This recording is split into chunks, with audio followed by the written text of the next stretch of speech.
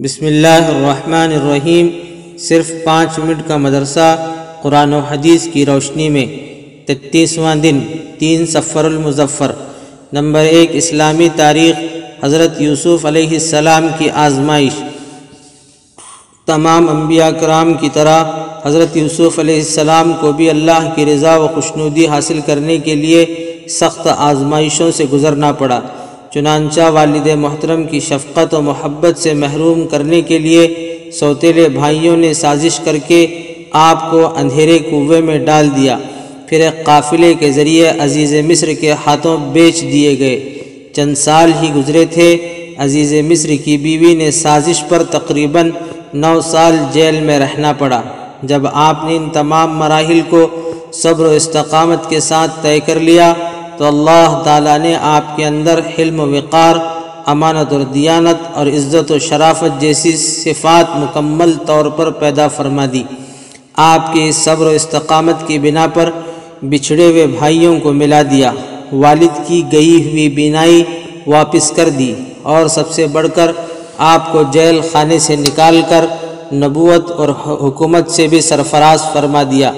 اسی طرح اللہ تعالیٰ صبر کرنے والے اپنے مخلص بندوں کو دین و دنیا کی دولت و عزت عطا فرمایا کرتا ہے۔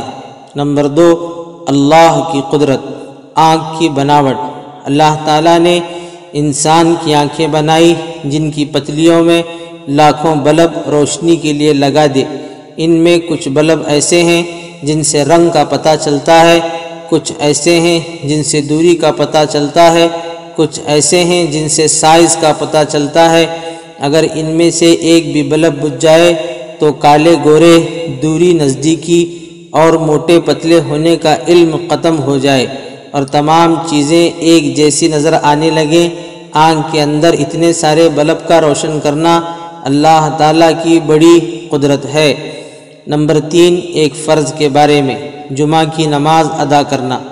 رسول اللہ صلی اللہ علیہ وسلم نے فرمایا، جمعہ کی نماز جماعت کے ساتھ ادا کرنا ہر مسلمان پر لازم ہے، مگر 4 لوگوں پر لازم نہیں ہے۔ نمبر 1، وہ غلام جو کسی ملکیت میں ہو۔ نمبر 2، عورت۔ نمبر 3، نابالغ بچہ۔ نمبر 4، بیمار۔ فائدہ: جہاں جمعہ کے شرائط پائے جاتے ہوں وہاں جمعہ کی نماز ادا کرنا ہر صحیح و تندرست اور بالغ مسلمان پر فرض ہے، بالغ مسلمان مرد پر فرض ہے۔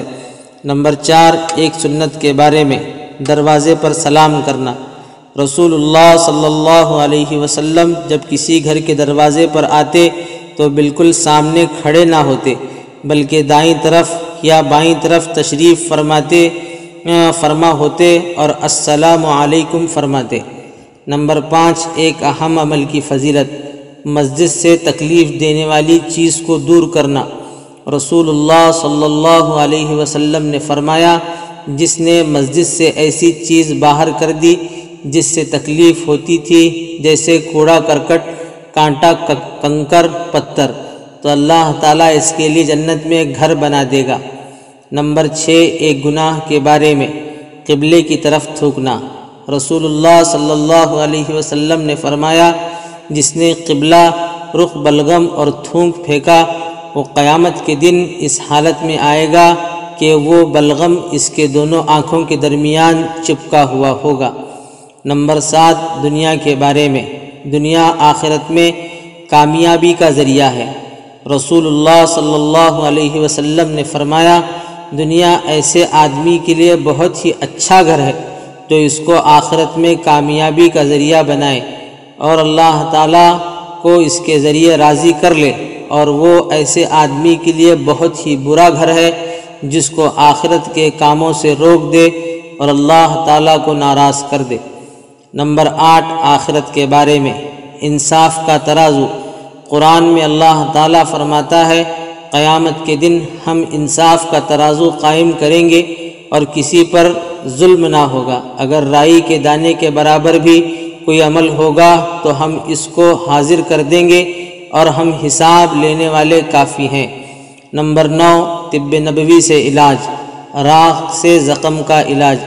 غزوہ احد میں جب رسول اللہ صلی اللہ علیہ وسلم کا چہرہ مبارک زخمی ہو گیا تو آپ صلی اللہ علیہ وسلم کی صاحبزادی حضرت فاطمہ رضی اللہ تعالی عنہ خون دھو رہی تھی اور حضرت علی رضی اللہ تعالی عنہ زخموں پر پانی ڈال رہے تھے۔ حضرت فاطمہ رضی اللہ تعالی عنہ نے جب دیکھا کہ خون بند ہونے کے بجائے بڑھتا ہی جا رہا ہے تو انہوں نے کھجور کے پتوں کی چٹائی کا ایک ٹکڑا لے کر جلایا اور جب وہ راکھ ہو گیا تو اس کو زخموں پر لگایا جس سے خون بند ہو گیا۔ فائدہ: حکیموں نے لکھا ہے کہ ٹاٹ اور کھجور کی چٹائی کی راکھ بہتے ہوئے خون کو روکنے میں بے حد مفید ہے۔ نمبر 10، قرآن کی نصیحت۔ قرآن میں اللہ تعالیٰ فرماتا ہے، اس وقت کو یاد کرو جب تمہارے رب نے تم کو خبردار کر دیا تھا کہ اگر تم شکر کرو گے تو تم کو اپنی نعمتیں اور زیادہ دوں گا، اور اگر تم ناشکری کرو گے تو یقین جانو میری سزا بڑی سخت ہے۔